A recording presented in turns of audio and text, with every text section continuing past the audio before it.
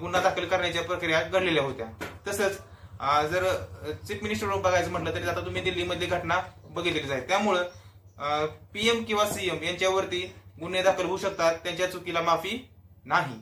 मग दुसरा प्रश्न असा निर्माण होतो की मग कोण असेल, मग ते ज्युडिशियल सिस्टीम मध्ये असेल का, म्हणजे चीफ जस्टिस ऑफ इंडिया असतील किंवा सुप्रीम कोर्टचे न्यायाधीश असतील किंवा इतर कुठले न्यायाधीश असतील, त्यांच्या बाबतीत असे असेल का, तर त्याचंही उत्तर नाही आहे. त्यांच्या विरुद्ध जरी गुन्हा दाखल करायचा म्हटलं तरी देखील त्यांच्यावरती एफआयआर करता येते. त्याची प्रोसिजर वेगळी आहे, काही गोष्टीच्या चाळणीमधून ती पास होऊन ती तक्रार ही गेली पाहिजे आणि त्यातून मग त्यांना जर योग्य वाटलं तरच त्याच्यावरती गुन्हा दाखल होऊ शकतो.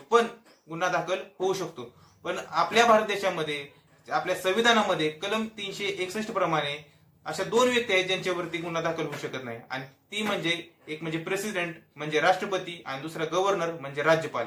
या दोघांवरती त्यांनी कुठल्याही प्रकारचा कितीही मोठा